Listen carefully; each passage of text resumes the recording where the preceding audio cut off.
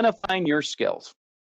I believe this is the absolute first thing you should do when you are looking at a job search.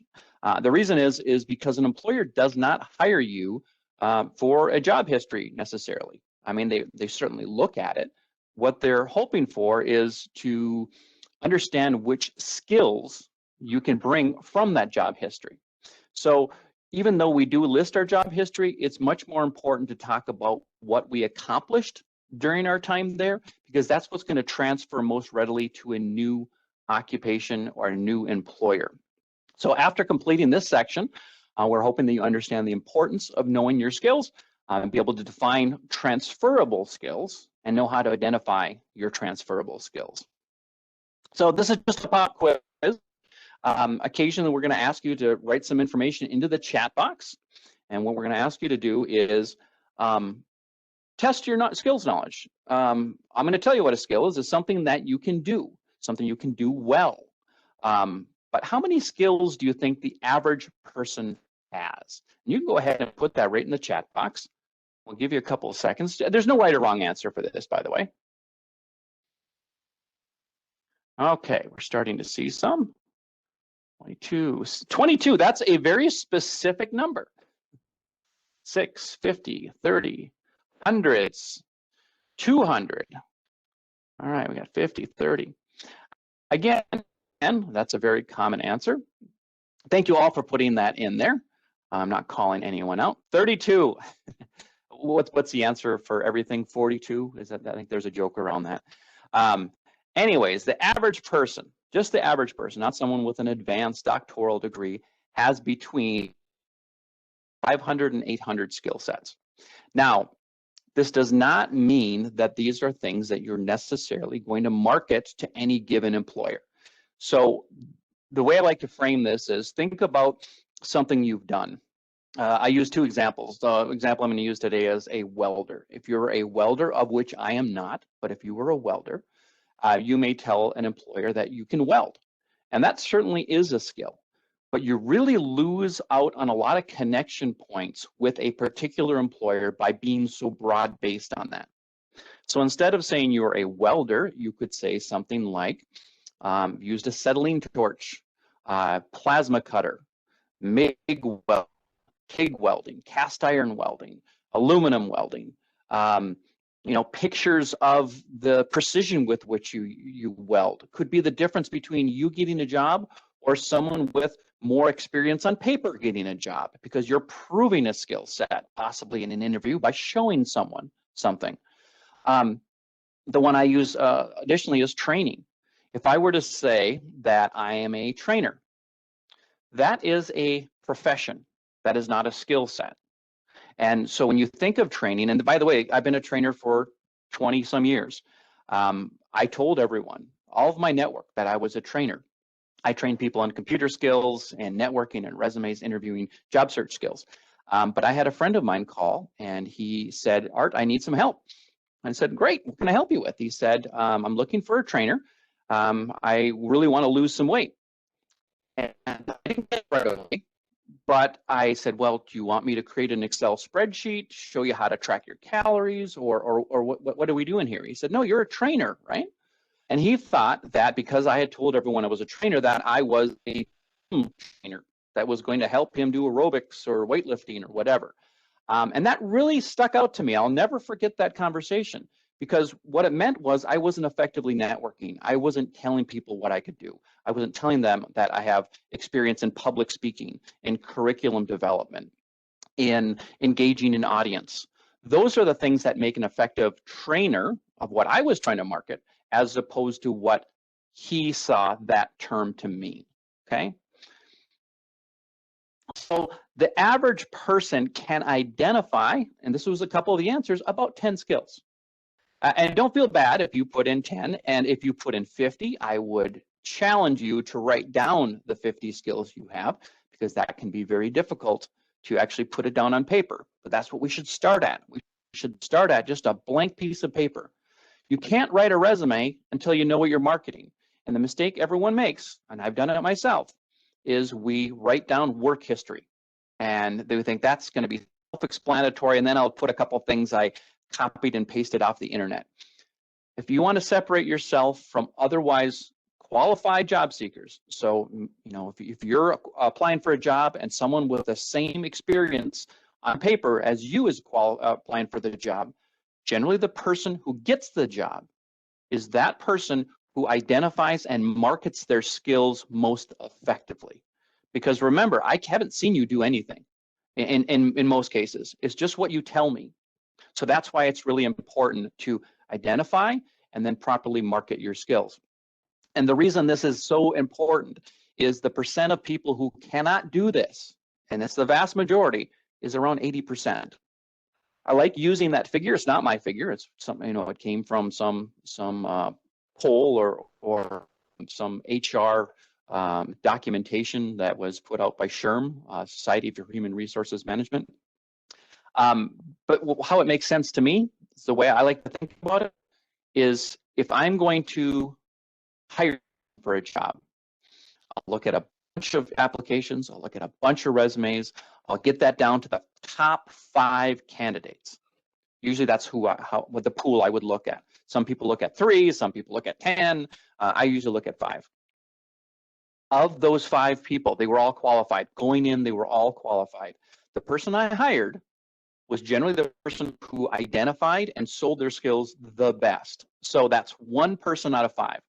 That's a 20% success rate. For any one person in that interview, it's an 80% failure rate for the rest of them. And that means that it's so important at all stages of your job search to just hammer in that skills, skills, skills. Here's what I can do for you. Here's where I've been successful in the past. Here's how it will benefit your organization. Now, sometimes we identify a skill and then we market a different skill or a different term. And that's okay, as long as you are being truthful, as long as you're being honest. You may see yourself as a trainer and they're looking for a facilitator. Okay, long as I can truthfully talk about, yes, it was called a trainer when I did it for this company, but based on your job posting, you see it as a facilitator. I see I can be a facilitator for you. So don't get too hung up on how you identify the terminology of your skills. You can change how you market them to the employer you're currently looking at a job for. So a couple things. How we develop our skills is it's in a multitude of ways. It's through life experience, really. Life experience covers all of these. So when I took tests throughout my schooling, I always looked at all the above as, if they put in all the above, that's generally the answer. Not always, but in this case it is. But they are in an order here. And the most important is work experience. And the reason for that is that's the easiest experience for an employer to look at and say that could be a transferable skill, because that's something you did in a work setting for someone else. I'll need you to do it in a work setting for me. So that is the highest value in most cases. Now, just because it's the highest value does not mean it's what you have. If your education is your most recent and only example of a skill set, then that's your most important. And then you'll put that at the top of your resume, maybe in talking to an employer. Just be aware that if someone has 5 years of work experience, they're going to market themselves differently. And that's why most people, when they start out, don't start out in the job they want or their education would hopefully get them to. They start in a more entry-level position because employers want that work experience. Education certainly helps, and it will help you advance your career much more quickly than someone who doesn't maybe have that degree or maybe not even afford the opportunity to get that foot in the door. But again, work experience eventually will be your most important experience to market. Now, if we don't have the education, if we don't have the work experience, and not in all cases does that mean you can't. In some cases, volunteer work will work, or socializing with people. There are a lot of things that people do well that we don't think of as a work skill. And these are the soft skills. And in my mind, they're extremely important in the job search. I always ask in a large group, if I'm doing this in front of like 20 people in person, I will ask, have you ever had that friend that no matter what, gets fired from a job, quits a job, walks off a job, and the next day he or she gets a great lead to another great job? And it's so frustrating because you're putting in the work, you're doing so well, and they just kind of fall in great opportunity after great opportunity. Well, what they're probably really good at is the soft skills, at the networking, at the talking to people. And in sales and in many situations, that's a huge asset for an employer to have. Some other things that I'm not so keen on marketing, but I have in the past in very specific situations, is hobbies or sports. Again, these are kind of in order somewhat of what are the most important. If you don't have any work experience, education, or volunteer work in something, but you're very passionate about it, you could consider talking about a hobby that you have. However, you don't have to put it as a hobby if you have relevant work experience and education. There's sometimes when you put in hobbies, it mixes the message about your availability to an employer. Volunteer work can do that also. If you say that you're volunteering for 5 different organizations, as an employer, that tells me you don't have a whole lot of time for me. So just because you have volunteer work, ask yourself, is it needed in this marketing situation? Does it add value? Is it something that this employer would find as a net benefit? And in some cases, absolutely, but not all cases. So there are times where we leave education off of some education off our resume, or volunteer work off, or certainly hobbies and sports. Sometimes in most cases, we'll leave those off. I get a lot of questions about, well, that's not being truthful if I leave education off. It's absolutely truthful. We market what we want to market. Now, leaving it off can hurt you, and we'll probably have to put it on our application. But in some situations, leaving it off the resume is a tactic. And that's a great example of, if you're in a situation like that, talk to a career force representative about your specific situation. I do see that we have a question. Gloria? Yes, so a person is asking, what happens if I don't have any volunteer work because I'm too busy raising my children and taking care of elderly parents? So I've been in a situation where I've been a caregiver. I've been, very involved with my kids' education. There were things that I did as part of that. Parents in education groups, organized, fall, I don't even know what it's called. I'm a little separated from it now. Fall fair. There was things I did. Fundraiser, yes. Oh my gosh, I do not let fundraising, but it's a great skill set to have because there's a lot of organization, there's a lot of data management, there's a lot of marketing involved in that. There are things that we do naturally through being part of a family, raising kids, that are marketing tools that probably will lead to an entry-level job. And that entry-level job is that stepping stone to that next one. I have had a full page resume with great skill sets, relevant skill sets, and truthful skill sets for someone who did babysitting jobs and mowing lawn. Or I once helped someone get a job because he was really good at backing up his dad's trailer, his boat trailer, down a long road. I know that sounds silly, but he got a job as a construction helper because that is a relevant skill that he brought from his personal history into the needs of an employer. In those situations, it's really good to talk with someone else. Talk it out. Talk about what you've done. What have you done to take care of an elderly loved one? I was a PCA for many, many years with Alzheimer's care, and that is absolute gold as far as skill set to get into that line of work. We'll take one more question, Gloria. Okay, what happens if your volunteer work ended, or it was actually several years ago? So, volunteer work, you've got a little bit of wiggle room. Well, you've got a wiggle room on your entire resume about what you want to do.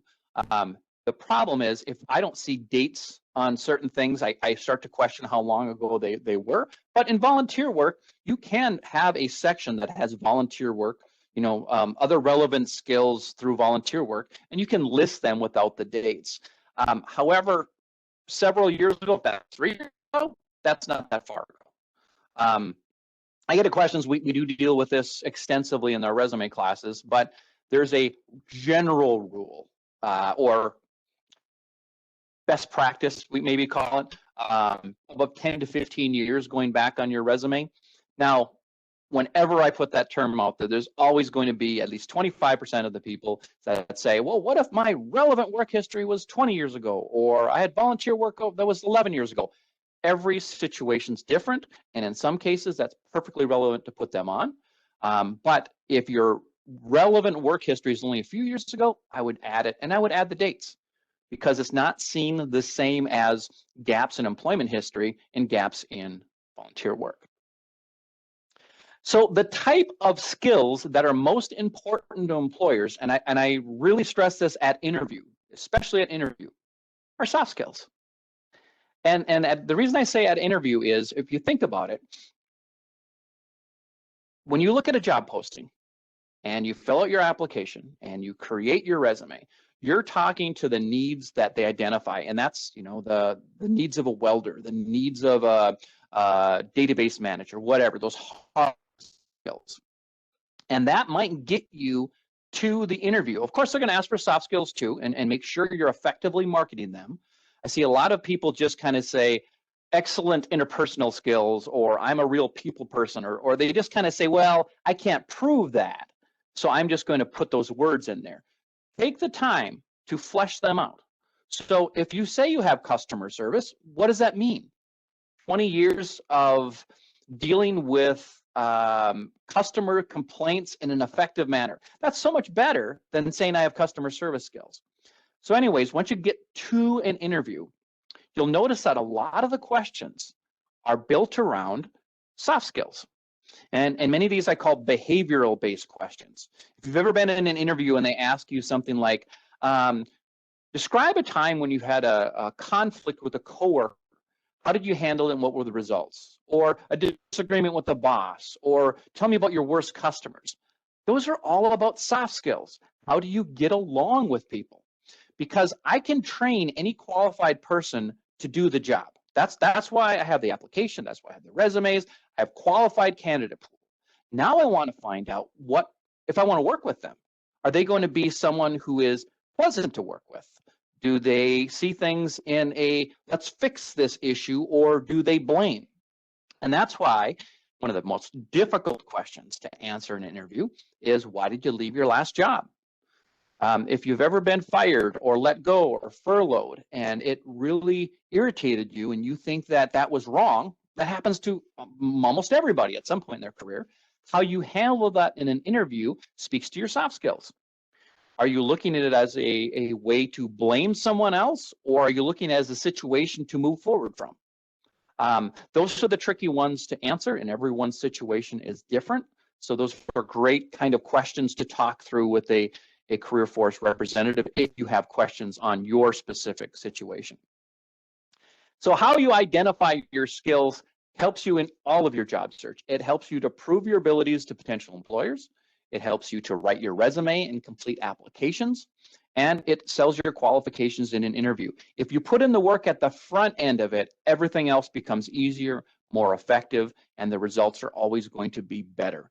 That does not mean that you're going to get every job you apply for. I will tell you that there's no guarantee on that. There are too many. No matter how well you do in all these phases, there are variables. Previously held connections. Maybe they're going to hire someone who works there. Maybe they already knew the candidate they were going to hire before they took the interview pool. And I know that's frustrating, but always think of it this way. If your skills identification and marketing gets you to an interview, that's an introduction to an employer, and now they know you. Now you're not a piece of paper. Now you're a friendly voice. Now you're someone who had a great story. So the next time they hire, they're maybe going to be thinking of you. Before we get to the next question, I had interviewed someone 3 times. Once, 3 times. He applied for 3 separate positions. First time, total stranger to me. I had no idea who he was, and he didn't do great. Second time, he did better. Third time, he was my top candidate before I even posted the job. I hired him, and he was very successful in working for me for a number of years. Glory? So somebody's asking, would leaving education off of your resume be beneficial for career changers? For instance, could a master's degree hold you back from getting an entry-level position? It can. And I know that sounds tricky, and there's no easy answer to this, but I worked with someone a number of years ago that had 2 master's degrees. I can't imagine how much money was invested in that job seeker's education. And of course, rightfully so, very proud of the education and was looking for an entry-level position. That's where this job seeker was at in their career because of a myriad of issues, and they just needed to get their foot in the door, and that's what they actually wanted to do. They wanted to be an entry-level position. But when an employer looked at masters in sociology and masters in psychology or whatever it was, they weren't willing to take that risk because that presents as overqualified. And employers do get burned on this on a consistent basis. They hire someone who needs a job. Once that person gets a job, they go for the job they really are qualified for because of a gap in work history or something or whatever. They just kind of needed to restart their career. Well, for an employer, they don't want to hire someone who's looking to just kind of stop over for a couple months while I get back on my feet, and then I'm going to leave. And the reason for that is they invest in training you to do a job. And unless they get a return on investment for that training, they are not likely to want to invest. So if you truly want to work for a company at a position and your education is holding you back, potentially because you have too much, or at least you're feeling that, consider leaving it off your resume. But here's the tricky part. When you fill out the application, you have to fill out what they ask for. And they say highest degree obtained. You cannot lie. It's not lying on your resume by leaving it off. It would be lying and subject for dismissal at some point if you lie on your application. So how do you do that then? What I have found very effective is if your application is a barrier to employment, consider calling, networking, doing an informational interview. And none of this is easy. I totally get that, but it's been effective for me when I was doing job placement. If there was a barrier, I needed someone to understand the value before the barrier was presented. If the barrier presents on your application, sometimes an employer never looks any further because there's other qualified applicants that don't present that barrier. So that's where networking comes into play, getting a good LinkedIn account, but more importantly, talking to your network, talking to people, letting them know where you want to work, what you can do, and how excited you are to meet with this company that maybe they're connected to. All right. So there are 3 types of skills in this kind of diagram here. Job skills are specific to a job or occupation, like welding. Self-management skills are you use day to day to get along with other people. These may be skills that make you unique. People like to lump things into customer service.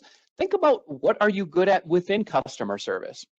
Have you ever had a situation where you're at work and there's a very angry customer and they say, somebody get Sally? Sally's really good at de-escalating, evidently. I've been in situations like that. And we just know who's your go-to. If you've ever been the go-to person, if something needs to get done and they go to you, that's a skill set you can market. That's a skill set you can prove through your work experience, through the stories you tell. And then there's transferable skills. These are skills that can be transferred from one activity to another. So let's say that you ran a meeting and you ran a meeting in front of 50 people every week for a couple of years.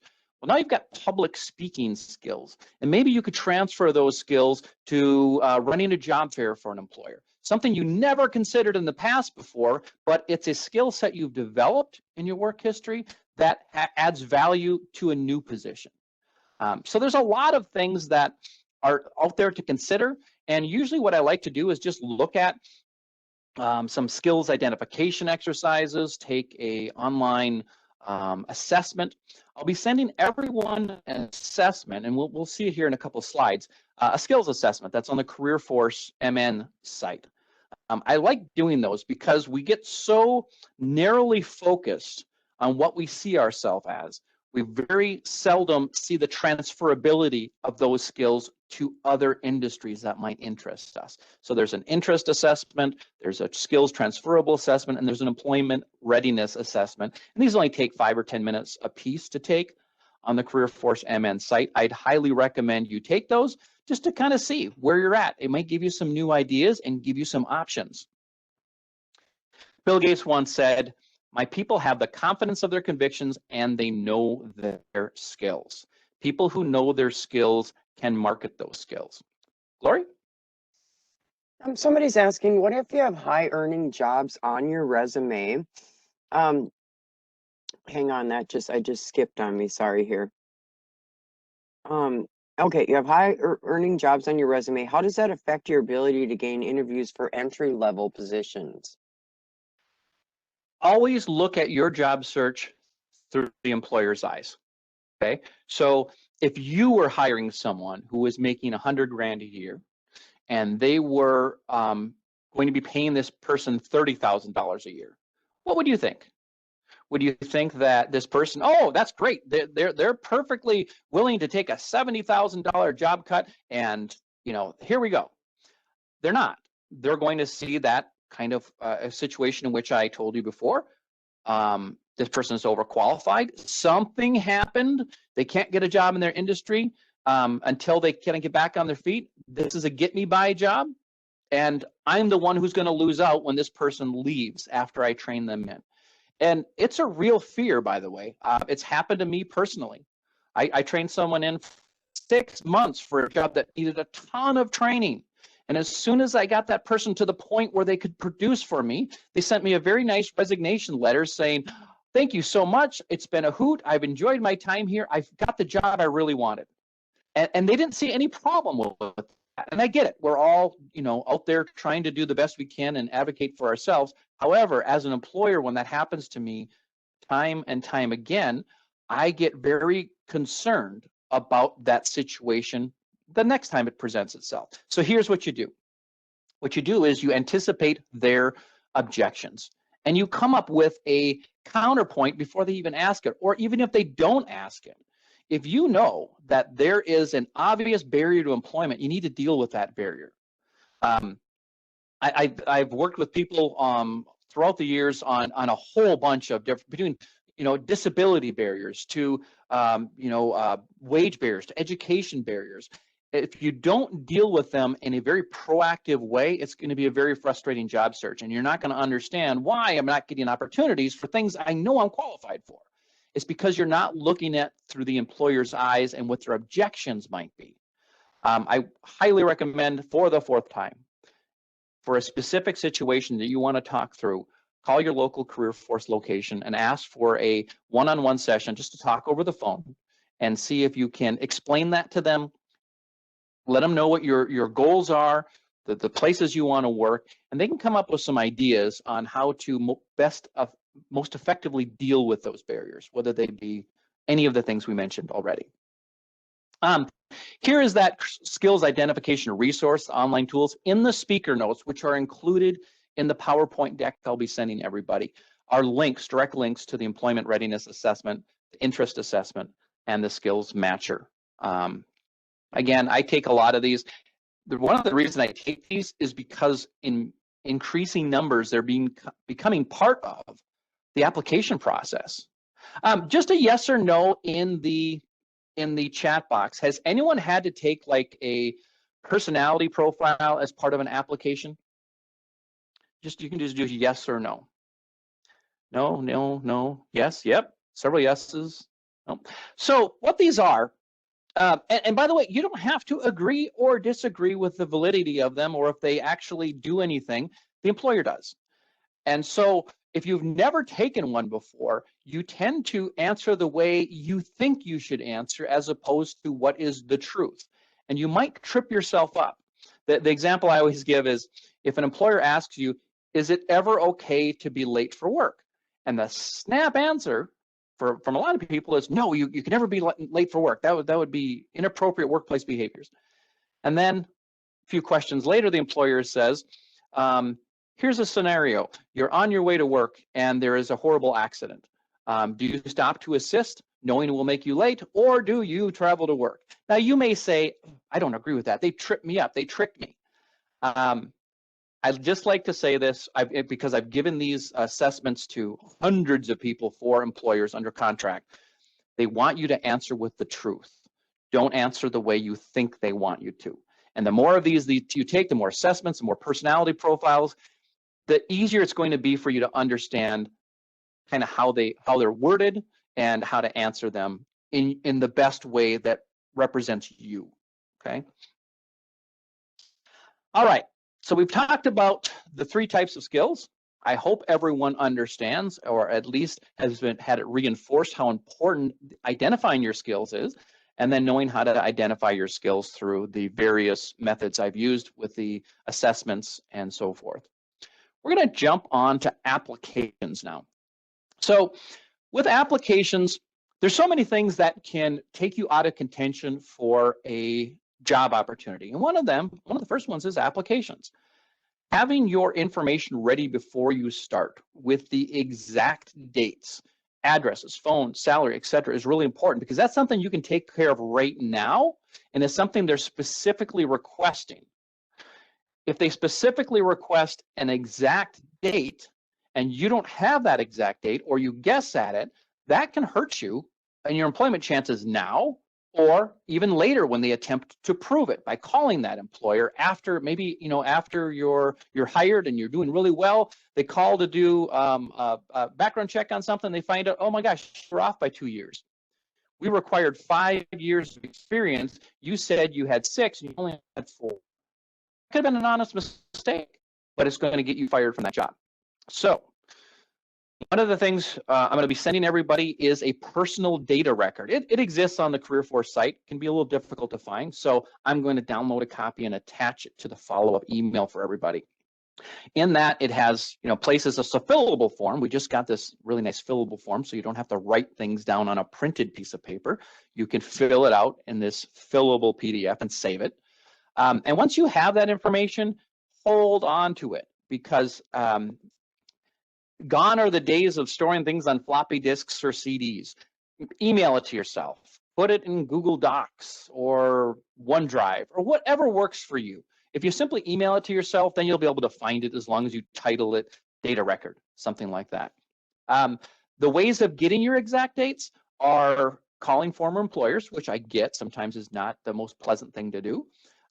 There is a paid service through the Social Security Administration. If you had been in a tax-paying job where you were taking unemployment out, they can do they can research that, but it does cost money because it's a big process. So I would really recommend calling former employers. But sometimes those employers are closed and that sort of thing. I get it. If you're applying for government work, it's extremely important to have the exact dates. If you say, and I went to a training on this, so I can speak from knowledge. If you say that you worked from 2003 through 2005 at a job, and that employer is saying that you need to have 2 years of experience. Well, you said I worked from 2003 to 2005. That's 2003, 2004, 2005. You will not be considered for that position in many cases. And the reason is they will only give you credit for the absolute littlest amount because that's what they can prove. So what that says is you work from December 31st of 2003 through January 1st of 2005, which is 1 year and 2 days, which does not meet the requirement of 2 years of experience. So get those exact dates. In many cases, we use months, but for government work, I would actually, if you're close to the edge of what the experience requested or required, use exact dates. Lori? What if you have a work gap, and how many years do you go back?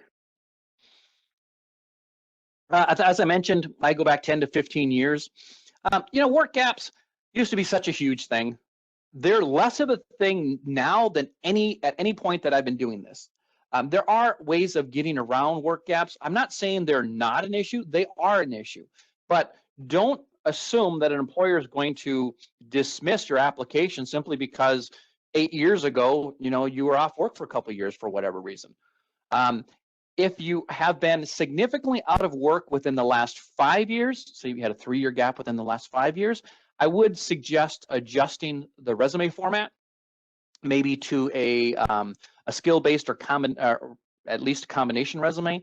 If you have consistent work history throughout a career that's within the same industry, a chronological resume is usually best because it shows that very easy to identify consistent work history without gaps. But work gaps are something that most people have, a lot of people have at least. And as long as you can talk about what you were doing if asked during that time, they're not as big an issue. And like I said, go back about 10 to 15 years. We'll take one more question before we move on. Perfect, Art. Thank you. So what if you have a prospective employer who's asking you for emails from your previous supervisors, but you don't have them, but it is a required field, and you can't go on to the next page until you fill that in? Do you have any suggestions for that? Yeah, I mean, there's one, and my best answer, and I'm not saying it's in your situation, is find it. I've heard that multiple times from job seekers that I was doing placement with, paid to help place, and it'd be amazing with a little research you can find that. If the former supervisor no longer works there, you could put in that field no longer works there. That's relevant. You just don't want to ever leave it blank. Here's the trick I've used, I would say very successfully over the years. If there's a legitimate reason for me to have a question about an application, I will attempt to call that employer. It's not always possible, and you're not always, even if it's possible, going to get the results you want. But if you do it in the proper way and you don't do it adversarially, like if you do it like, say, I'm very interested in this position, I'm filling out my application right now, and I see there's a field for this. I don't want to leave that blank, and so I was just hoping to get a little feedback on what would be the best to do. The reason that works is, one, it's a legitimate reason for calling. Don't call for some silly reason, but if there's a really legitimate reason for calling, you're talking to someone now. You've really got on to almost that introductory part of the interview where that meet and greet. I've had that turn into interviews on the spot for clients. Not in all cases. In many cases, they'll say, nope, sorry, can't give you that information, or we can't find someone to contact. But at least consider it. The more personal you make your job search, the more good results will come from it. And that does mean you're going to hear some no. And no one likes to hear no, at least I don't. But the more no's you hear, I think the better your job searching. Just some ideas there. So applications should be positive and honest. Very seldom do I see people put anything negative on an application other than that, describe reason for leaving last position. The result, if you were terminated, if you were fired, think of how powerful those words are. Fired, terminated. It happens to a lot of people. It happens to great people. Say involuntary separation. If you were laid off or furloughed, describe it. Just say part of company-wide layoff or furlough. I go into a little more details. I don't go into details for a termination, but for if you were laid off, I go into a little bit more, simply because some people who are fired say they're laid off, and I want you to kind of prove it was a layoff. Lori? Somebody's asked, I've worked for a number of companies. They were startup companies, and they no longer exist. How do I give them contact information? Reaching out to someone who that you worked with at that point, and wherever they work now. I mean, every situation is different. And here's a great example. Say you worked for a temp agency, and you did an awesome job for 10 companies in the same year. Now that's a very specific barrier to overcome, because if you put that all on your resume as here's the 10 companies and I don't remember all the contact information, well, use the contact information of Manpower, Kelly Services, because they were your actual employer. In the case of the startup, you could just have a unique format to your resume. Contract work through startup company opportunities. And then you could kind of list that all under one heading, and you could kind of cherry pick the best contact and sometimes the best contact is the one person you have contact information of, and you could list that as the contact person for that time period. Not everyone's job history fits into every application. So being creative, as long as you're being truthful, is perfectly okay. So a couple other things on applications. It's a chance to use your skills, so use your space wisely. Use the keywords, and the keywords are the words they're asking for, the words of your industry, the way they define your skills, not the way you define your skills, the terms they use to define what you do. As long as you're being truthful, you can use different terms. And then follow directions, be complete, and be neat. And being neat means that you are looking at your application with the freshest set of eyes, and that's really hard to do. We're going to do just a quick proofreading exercise here. Not a test, it's a proofreading exercise. Some of you may have seen this before. If you have, just sit back. For those of you who are seeing this the first time, I'm going to show you a screen. There's no tricks to it, by the way. I'm not trying to, trick you in any way. Take a look at this screen. Count the number of F's you see in these 4 lines of text. Again, nothing up here, just these in the white area. Read it through once. Count the number of F as in Frank that you see, and put the number into the chat box if you would.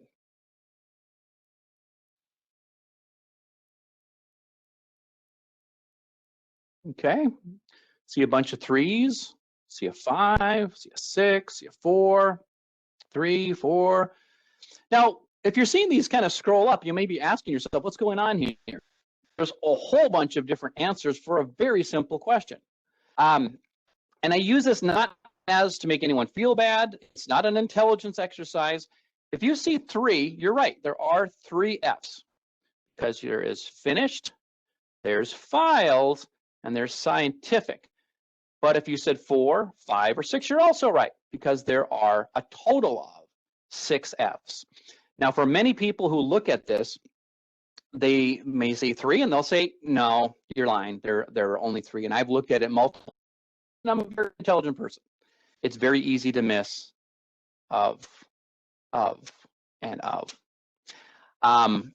Now, I hope you get a giggle from that and you don't feel bad about it, but it really goes to show how easy it is to miss something.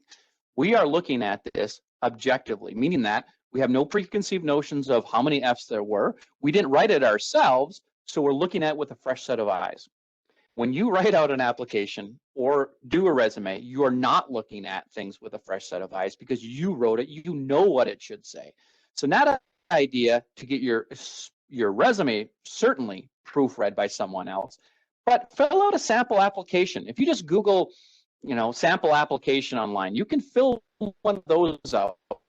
It won't be the same as any given employer's application, but again, you'll be able to kind of fill in the blanks and get an idea of what an application looks like.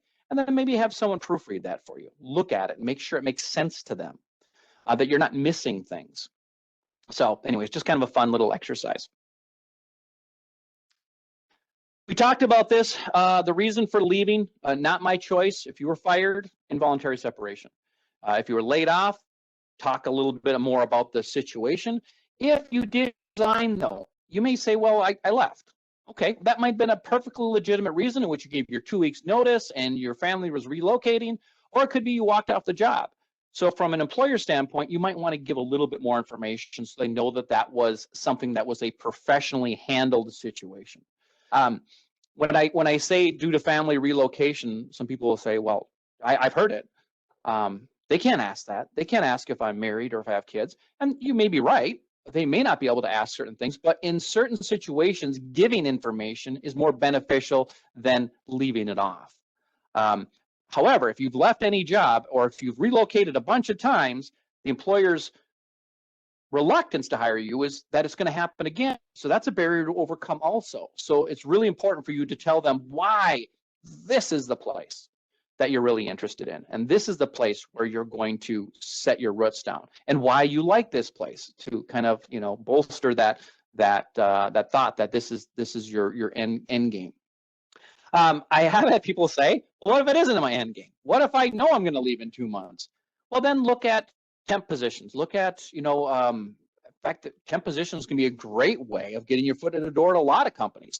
But it also doesn't present that issue of job jumping, because the whole idea of a temp job is it is a temp job. So there's a lot of different options, but everyone's situation is different. So again, reaching out to your career force location if you have specific questions would be the best bet.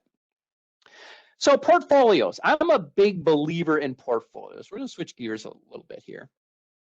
When I say portfolios, when I first heard the term, of course, I thought of like an artist portfolio or maybe an architect's portfolio. Anyone can have a portfolio. It can include something as simple as your resume, cover letters, and reference sheet, but it should also, you should consider getting a letter of recommendation, putting together some work samples, and also some copies of certificates or licensures that you've marketed to an employer that you have. Eventually, you're going to have to prove that, and sometimes that comes after employment.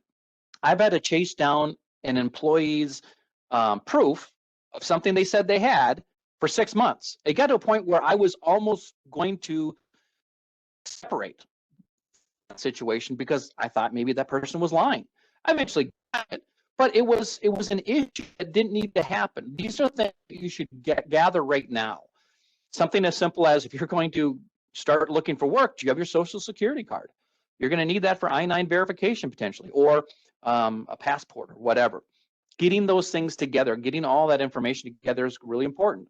For someone who presents that information and has it ready before I even ask for it, that shows professionalism, organization, and all sorts of soft skills that are beneficial to any job. I've hired someone, the tipping factor between two qualified people in one case was someone who gave me a portfolio of all the things I've listed here. So in different situations, work samples may be, a weld that you put together, or a marketing piece, or an Excel spreadsheet to track grant expenditures, or maybe a grant you wrote for someone. Grant writing is a huge skill set. Of course, you got to be very careful about proprietary information, removing any information that would identify someone personally. You have to be a little careful about that, or very careful about that. But there's a lot of options there. And again, it's one thing to say something. It's a whole nother level of job seeking to prove something. And this is maybe something that would go towards that.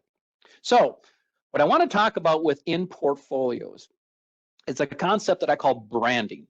I'm sure you've heard the term branding before. You don't even have to put it in the chat box. But if I say the Golden Arches, everyone thinks of, say it to yourself, McDonald's. If I say the swoosh, you think of Nike, of course. And that's the reason that companies spend millions, if not billions of dollars yearly reinforcing their brand, because it's recognition. When I see that brand, I have an idea of what I'm going to get. So what happens when your brand is all over the place? And we're speaking to the absolute base level of brand, which is what your documents look like. Okay, so if this were my resume, say I'm John Smith, and I went into a career force location and I had a base resume and someone helped me, make it look better, and I'm very happy with this, and I'm like, oh, this looks great. And then the cover letter looks like this. What you've done is you've lost an opportunity that your resume started. Your resume started this idea of, oh, this person has word skills. This person has a professional brand. And then I look at the cover letter, and without even reading it, that brand isn't reinforced. And by the way, I'm not trying to create extra work for you. All I'm saying is take whatever your resume looks like, or your cover letter looks like, whatever looks the best, and apply that to the next document. Look at the difference here. I'm going to go back and forth. The content of both of the documents on the right, this one and this one, are exactly the same. But the perception before I delve into starting to read that is different. I hope that makes sense. Just going to make sure. Gloria, could you unmute yourself just for a moment? Sure. Okay. So one of the tricky parts of putting on these presentations is at some point I could be talking to myself for 10 minutes and I wouldn't know it. And that's when the phone rang. You might have heard a phone rang, and I thought maybe that was Gloria letting me know that I've been off. And that happened to Gloria and I once. Yes, it did. Walking over to her desk, and we figured it out. But thank you for doing that, Gloria. Yes. All right. So with brand, the idea here is meet expectations at every step of your contact. So if you send a resume and send a cover letter or a reference sheet, they should all look similar. And it really is not any extra work. It's copying and pasting, your heading, whatever it looks like. And by the way, it doesn't have to look anything like what I have here, to all the documents. And also, this seems silly, but when you send an attachment, if one says resume Art Larson and the other one says Art's cover letter, consistent naming, even consistent naming of documents, it takes 5 extra seconds. And it's something that no one's looking for, but it does create an impression. And it's an easy one to do because it doesn't take a whole lot of time. All right. At this point, got 5 minutes left. If there's any questions we haven't gotten to, Gloria, now would be the time to talk about them. Otherwise, I'll wrap it up with some final thoughts. Yes, so I do have one question. There's somebody who worked for the census, and those people are no longer employed. So she doesn't, or they don't have a way to give any contact information for working for the census. Now, I'll tell you, because I was someone who was involved with the last census, it was probably the hardest one for anyone to document because of COVID and how that happened and the stops and the starts. Think of it this way, everyone who worked for the census is in the same boat. If they're going to try to contact anyone with that experience, it's going to be no different than yours. Do the best you can.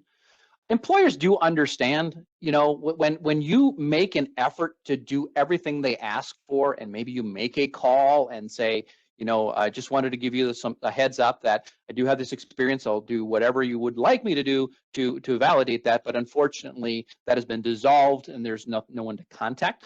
Again, that's doing what you can do in that situation.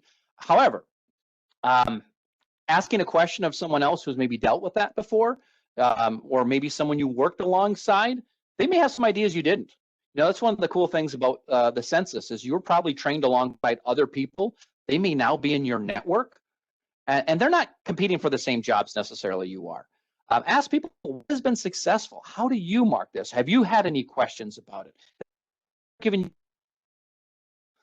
that alone starts a conversation with someone and you reconnect, and now they might say, no, but boy, I just saw a great job posting, because it gets them in the frame of, here's a contact I have looking for work. How can I help that person? Okay. I have one more too, Art, if you wouldn't mind just briefly answering this one. It's just on COVID. So either on the application or if the company has gone out of business due to COVID, how do you address that on your resume? Usually I would say COVID is I'm going to look back and end of my career and look at this past year, as many of us will, as the oddest year for employment. Having said that, employers understand, and I don't necessarily want to say why the company closed, but I would say permanent layoff due to company closure. I wouldn't personally, and this is just my opinion, I would not tag it with COVID. Now, some people may say, well, that's maybe something a company would understand because they had struggles with COVID. That's up to you. It's not a deal breaker either way. How you describe that, it's not gonna matter a whole bunch, but due to company closure is usually what's important to have in there. I do want to make something, just kind of put it out there since we do have 2 minutes left. If you had a Coursera account, had a lot of questions on this throughout the last 6 months about would Coursera be extended. Now, Coursera was a agreement between the state of Minnesota and a company called Coursera that if you registered for an account before December 31st of last year, you could take these free classes up until April 1st or whatever it was. Well, found out April 1st that had been extended until June, I believe, 31st. Everyone who had an account would have gotten an email, but I understand we get hundreds of emails. You cannot register for a new account, so this is only for pre-existing accounts. And if you want to start a new course, that has to be done by the end of April, and then you can complete that course by some point in June. So if you have any questions on that, go to your Google, Gmail, or whatever, and search for Coursera update, and you'll get that information. All right, it is 10:59. are any questions we weren't able to get to, Gloria and I do look through them, and we can reach out to you directly with those questions. I think we got to most of them. There might be some right at the end that we didn't get to. I want to thank you for your time today, and for those of you who had some issues initially connecting, thank you for sticking with it and sending me those emails and alerting me to that issue. I still don't know what the issue was, but I think for most of the people, we were able to get it solved. For those that weren't, they will receive a recording, the PowerPoint, and the speaker notes. Wish you the best of luck in your job search, and remember, Career Force, we're still open. We're open in a different way. We're still here to help you in your job search. Have a great day.